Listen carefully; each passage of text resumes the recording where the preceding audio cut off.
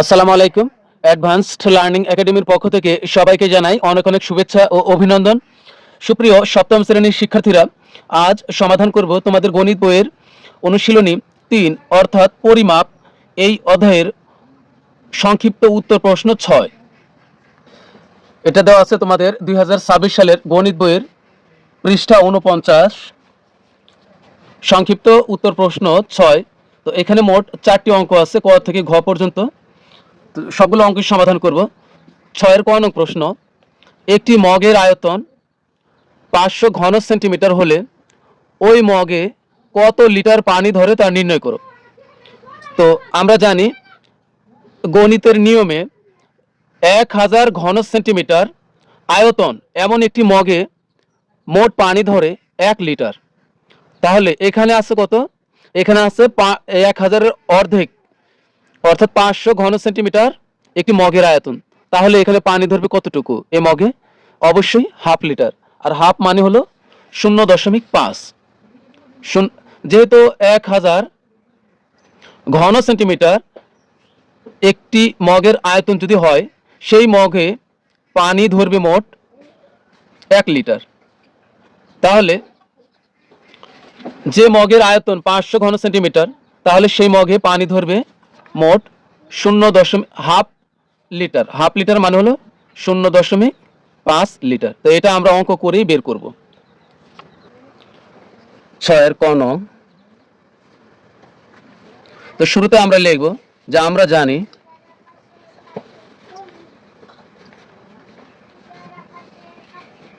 আমরা জানি ১০০০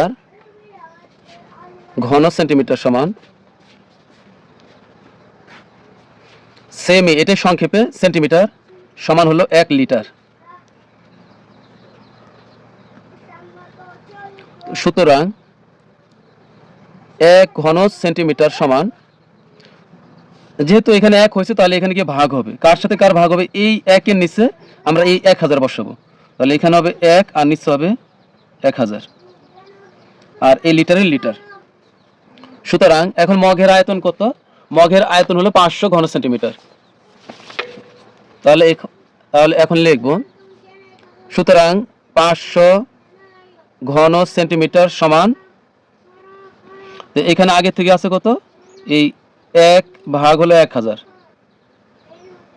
আর এর সাথে নতুন করে গুণ হবে এই ৫০০। মনে রাখবে, উপরে বেশি আর নিচে কম হলে এখানে গিয়ে ভাগ হবে। যেহেতু উপরে ১০০০ আর নিচে ১, তাহলে এখানে গিয়ে ভাগ হবে।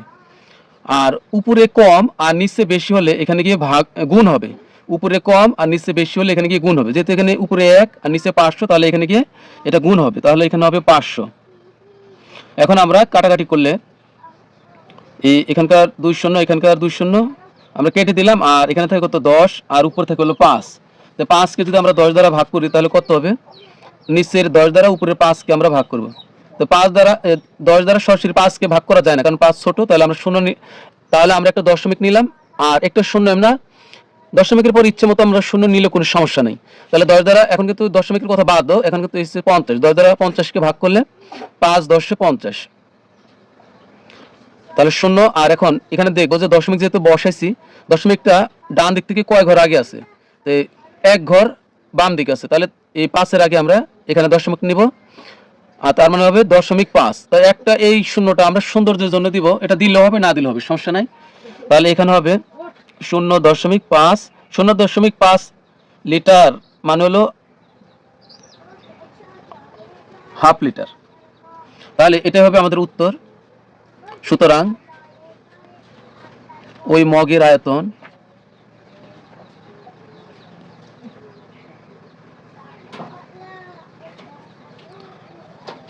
তাহলে ওই মগে পানি ধরে, বলছে তো ওই মগে পানি ধরে কতটুকু, তাহলে এখানে লিখতে হবে, সুতরাং এটা বাদ দিলাম। সুতরাং ওই মগে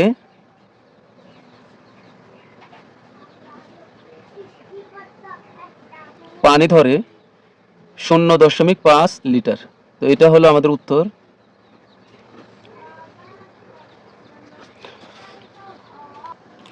খ নং প্রশ্ন, একটি ত্রিভুজ আকৃতি জমির ভূমির দৈর্ঘ্য ১২ মিটার এবং উচ্চতা ৮ মিটার হলে এর ক্ষেত্রফল কত তা নির্ণয় করো।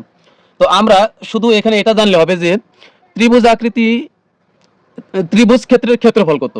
ত্রিভুজ ক্ষেত্রের ক্ষেত্রফল এখানে দেখো এই অধ্যায়ের জন্য প্রয়োজনীয় যে সূত্র তা এখানে লেখা আছে, তোমরা এগুলো অবশ্যই তোমরা মুখস্থ করে নিবে, তাহলে এই অধ্যায়ের সবগুলো অঙ্কই তোমাদের কাছে অনেকটাই সহজ হবে।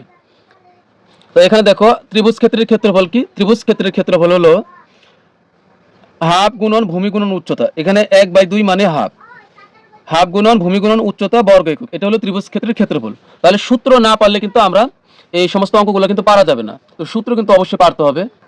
এখানে যে প্রয়োজনীয় তথ্যগুলো আছে তা আমরা অবশ্যই মুখস্থ করে নিব।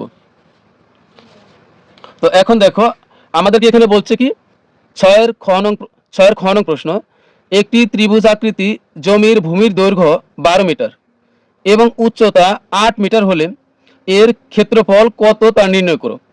অর্থাৎ এখানে আমরা শুধু সরাসরি প্রয়োগ করব কি, ত্রিভুজ আকৃতি জমির ক্ষেত্রফল হবে কি হাফ গুণন ভূমি গুণন উচ্চতা। 6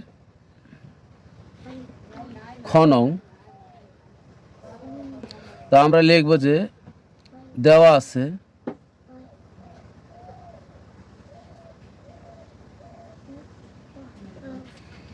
ত্রিভুজ আকৃতি জমির ভূমির দৈর্ঘ্য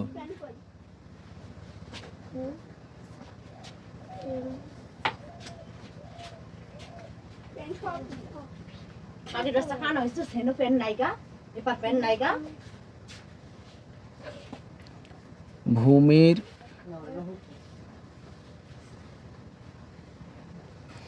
দৈর্ঘ্য, ভূমির দৈর্ঘ্য বলতে এখানে ভূমি কি বোঝানো হয়েছে, তো দেওয়া আছে হলো 12 মিটার।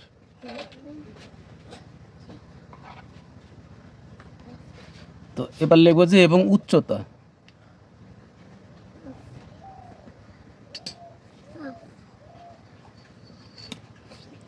সমান হলো 8 মিটার। তো আমরা জানি ত্রিভুজ ক্ষেত্রের ক্ষেত্রফল হলো হাফ গুণন ভূমি গুণন উচ্চতা, এই কারণেই ত্রিভুজ আকৃতির জমি হোক আর যে কোনো কিছুই হোক তার ক্ষেত্রফল হাফ গুণন ভূমি গুণন উচ্চতা হবে। তাহলে আমরা লিখব যা আমরা জানি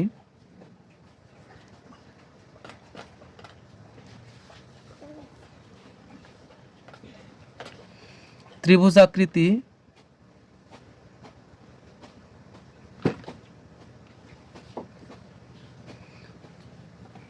জমির ক্ষেত্রফল,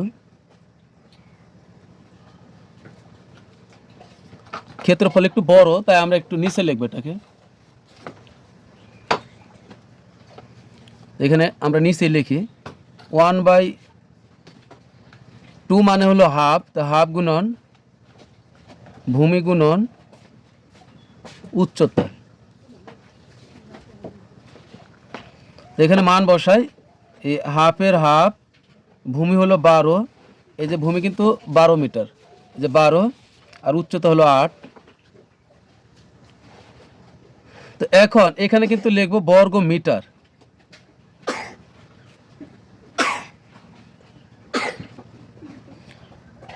তো 12 উপরে 8 উপরে, এই দুই দ্বারা আমরা 12 অথবা 8 যে কোনো একটিকে আমরা কাটতে পারি বা ভাগ করতে পারি। তো দুই দ্বারা যদি আমরা 12কে কাটি তাহলে হবে 6।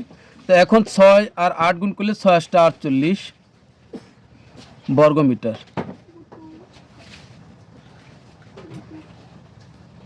তো এখন আমরা লিখব যে ত্রিভুজাকৃতি জমিটির ক্ষেত্রফল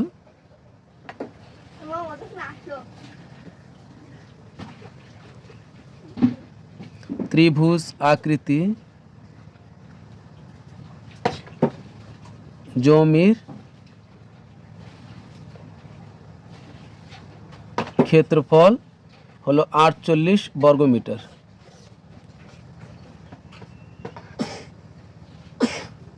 তো এটাই হলো আমাদের উত্তর।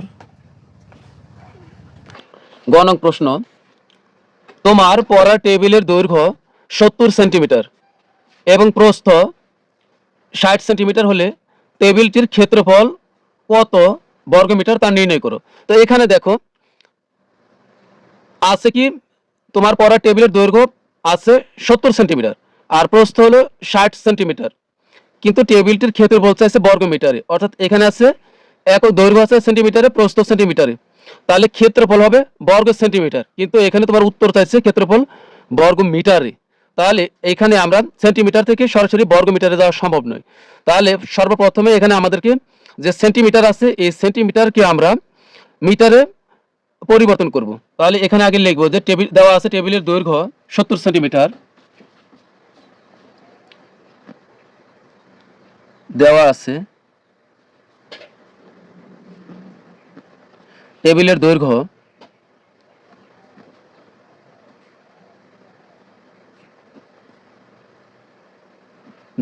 সমান হলো 70 সেন্টিমিটার। তো আমরা জানি 100 সেন্টিমিটার সমান হলো 1 মিটার। তোমার কাছে যদি কোনো স্কেল থাকে তাহলে তুমি অবশ্যই এটা দেখবে যে স্কেলের এই দুইটা পাশে দেখবে দুই ধরনের আছে। তো এখানে দেখো এই 0 থেকে এই 1 পর্যন্ত এটা হলো 1 সিএম বা সেন্টিমিটার।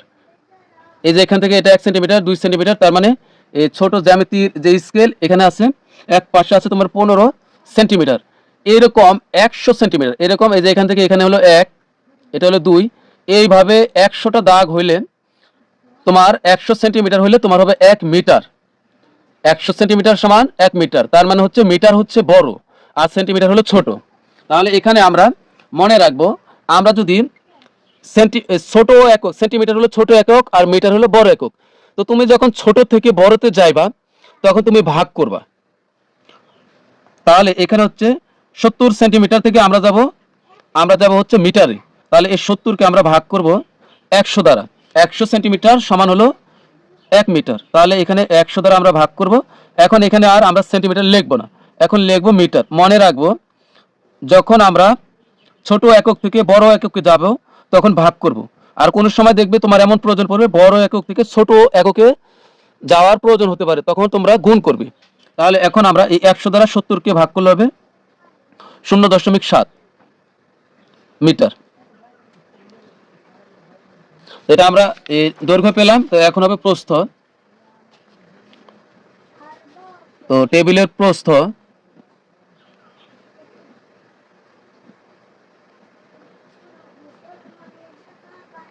টেবিলের প্রস্থ সমান দেওয়া ছিল 60 সেন্টিমিটার। তো এখানে হলো 60 সেন্টিমিটার। তো এখানে আমরা 60কে ভাগ করব এই 100 দ্বারাই। তো 60কে ভাগ করলাম 100 দ্বারা, তাহলে কিন্তু এখন আর সেন্টিমিটার লেখা যাবে না, এখন হবে মিটার। তো এখানেও 100কে আমরা যদি 60 দ্বারা 100কে ভাগ করি এখানে হবে 0.6 মিটার। তোমরা ক্যালকুলেটরও তোমরা দেখতে পারো ভাগ করে, অথবা তোমরা কিন্তু এভাবে ভাগ করতে পারবে। দেখো 100 দ্বারা 70কে কিভাবে ভাগ করবে, 100 ভাগ হলো 70। তো এখানে দেখো এই 100 দ্বারা 70কে কখনোই কিন্তু ভাগ করা যাবে না। তাহলে আমরা এই 70-এর পাশে একটা দশমিক নিলাম, দশমিক নিয়ে আমরা একটা ইচ্ছা মতো শূন্য নিলাম। মনে রাখবে এখানে দশমিক নিয়ে তুমি ইচ্ছা মতো যত শূন্য নাও কোনো সমস্যা নেই, কারণ এই দশমিকের পরে এই শূন্যের কোনো দাম নেই, কিন্তু আমাদের অঙ্কটা মিলবে। তাহলে এখন হিসাব করে, এখন ধরো যে এখানে আছে 700, তো 100 দ্বারা 700-এর ভিতরে কতবার যাবে, 7 বার। তাহলে এখানে কত হলো 700।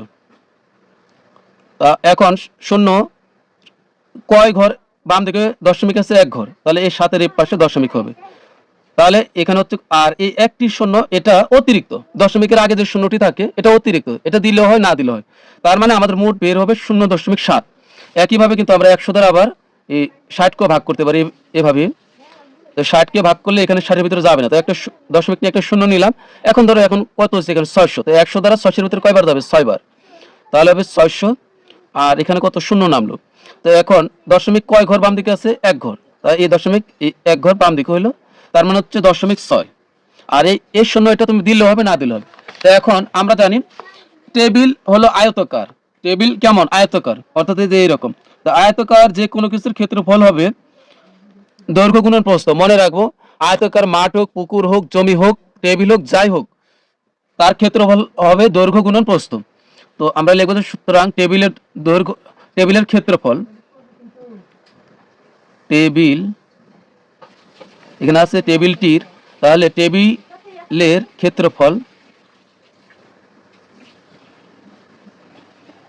সমান দৈর্ঘ্য গুণন প্রস্থ।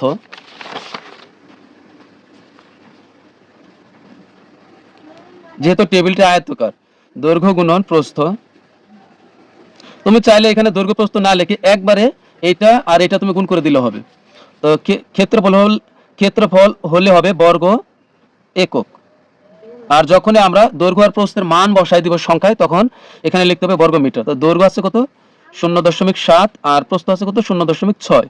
তো আমরা এখানে যদি গুণ করি, এখন এখানে লিখতে হবে বর্গ মিটার।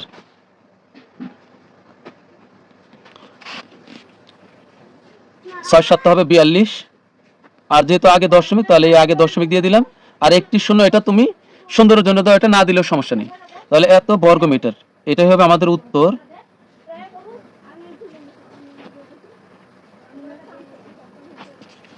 তো এখন আমরা সর্বশেষ ঘনং সমাধান করব। ঘনং প্রশ্ন, তোমার বন্ধুর উচ্চতা 152.4 সেন্টিমিটার হলে তার উচ্চতা কত ফুট তা নির্ণয় করো। এখানে তোমার বন্ধুর উচ্চতা দেওয়া আছে সেন্টিমিটারে, তোমার বন্ধুর উচ্চতা দেওয়া আছে সেন্টিমিটারে, কিন্তু তোমার বন্ধুর এই উচ্চতা বের করতে বলা হয়েছে ফুটে। কত ফুট তা আমাদের নির্ণয় করতে বলা হয়েছে। তো এখন আমরা ঘনং সমাধান করব। তো 6 এর ঘনং, এখানে লিখবো যে বন্ধুর উচ্চতা দেওয়া আছে 152.4 সেন্টিমিটার, সেন্টিমিটারে আছে। তো এখান থেকে আমরা এটাকে বানাবো হচ্ছে ফুট। তো এখানে আমরা সেন্টিমিটার থেকে আমরা সরাসরি ফুটে যেতে পারবো না, সেন্টিমিটার থেকে আমরা প্রথম ধাপ আমরা আগে ইঞ্চিতে যাব। তো এখানে সেন্টিমিটার থেকে হলো ইঞ্চি হলো বড়, সেন্টিমিটার থেকে ইঞ্চি হলো বড়। দেখো এখানে, তো এটা হচ্ছে এই সেন্টিমিটার। আর কত সেন্টিমিটারে 1 ইঞ্চি হয়? 2.54 সেন্টিমিটারে হলো 1 ইঞ্চি। ওই যে এখানে হচ্ছে এ পর্যন্ত 1 সেন্টিমিটার, এখানে 2 সেন্টিমিটার, এরপরে হবে এখানে 2.5 সেন্টিমিটার, তারপরেও আর একটু লাগবে। তার মানে হচ্ছে 2.54 সেন্টিমিটারে হলো 1 ইঞ্চি। তার মানে সেন্টিমিটার হলো ছোট আর ইঞ্চি হলো বড়। তো ছোট থেকে আমরা বড়তে গেলে ভাগ করব। তাহলে আমরা ভাগ করব 152.4 কে আমরা ভাগ করব, যেহেতু 2.54 সেন্টিমিটার হলো 1 ইঞ্চি, তাহলে এখানে আমরা লিখব, এখানে আর সেন্টিমিটার লিখবো না, এখন এখানে লিখবো হলো ইঞ্চি। তো আমরা একটু ব্র্যাকেটে এখানে একটু লিখে দিলে ভালো হবে, 1 ইঞ্চি সমান 2.54 সেন্টিমিটার। এখন এখানে যদি আমরা ভাগ করি তাহলে কত হবে? 152.4 ভাগ হলো 2.54, তাহলে হবে 60। এখন এখানে হবে ইঞ্চি। তো আমরা জানি 12 ইঞ্চি তো হলো 1 ফুট। তো 60 কে আমরা এখন 60 ইঞ্চিকে আমরা ফুট বানাবো, কারণ যেহেতু বন্ধুর উচ্চতা ফুটে চাইছে। তাহলে এখানে হবে 60। এখন ইঞ্চির চাইতেও কিন্তু ফুট বড়, তাহলে ইঞ্চির চেয়ে যেহেতু ফুট বড়, তাহলে আমরা ভাগ করব। তো কত ইঞ্চিতে 1 ফুট? 12 ইঞ্চিতে হলো 1 ফুট। তাহলে এখানে 12 দিয়ে ভাগ করার পরেই এখানে আর ইঞ্চি লেখা যাবে না, এখানে লিখতে হবে ফুট। এখন 12 দ্বারা 60 কে ভাগ করলে হবে 5, তার মানে হলো 5 ফুট। তো এটাই হলো বন্ধুর উচ্চতা। তো বন্ধুর উচ্চতা উত্তর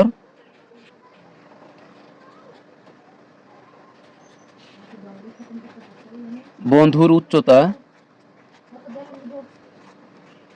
5 ফুট। তো প্রিয় শিক্ষার্থীরা, আজকের মতো আমাদের ক্লাস এখানে শেষ। সবাই ভালো থাকবে, সুস্থ থাকবে। আল্লাহ হাফেজ।